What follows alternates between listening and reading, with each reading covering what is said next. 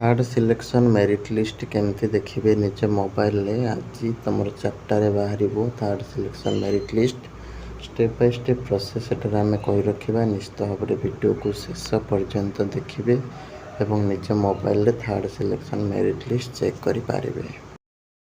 नमस्कार दोस्तों, इस वीडियो को लाइक करें, हमारे चैनल को सब्सक्राइब करें, इस घंटी के आइकन को दबाएं, ऑल सेलेक्ट करें हमारी सभी वीडियो सबसे पहले देखने के लिए।